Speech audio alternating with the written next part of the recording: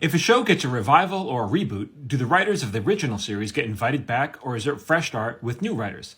Totally depends. So let's say a show was on the air 15 years ago, and the studio and the creators decide to reboot it, and the creators or showrunner, who may or may not be the same person, decide, okay, let's get the gang back together.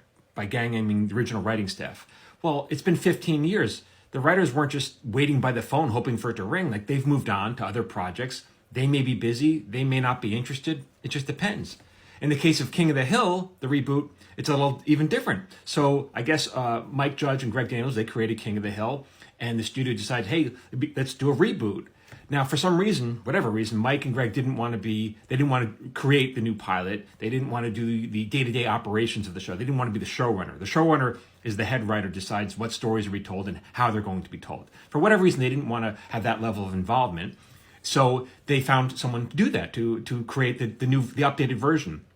They found this guy, Saladin Patterson, who I think had an overall deal at 20th Century Fox. So he was already under contract with the studio. The studio was already paying him, and the studio liked him, and Greg and Mike must have met with him. They must have liked him, and I'm sure Greg and Mike are going to have creative input in the show, and Saladin probably had to bounce ideas off of them, but in the end of the day, Saladin is the showrunner. He's in charge of the day-to-day operations of the show. Now, I was a writer on King of the Hill for 5 seasons. There were probably around 50 or so writers on King of the Hill, cycling through the show, because you work on it, you move on to other things. And now Saladin wasn't one of the original writers. He never wrote on the original King of the Hill. I don't know him, but from what I've heard, he's very well liked and very well respected in the industry. He's a respected writer. So it seems like a no-brainer that they would choose him. Perfect. So he writes the pilot. The pilot goes to series. Now at this point, Saladin has to choose a writing staff. If I were in his shoes, I might want to choose writers that I've worked with in the past that I knew could do the job. And I think that's pretty much what he did. He interviewed people and he put together a writing staff. Of the writing staff, as far as I know, the only one of the original writers, Norm Hiscock, out of those 50 writers, is going to be involved in the reboot. Will that make the show better or worse?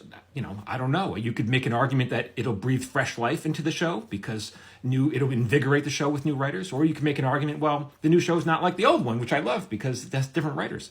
That's for you guys to decide. Who knows? We'll have to wait and see.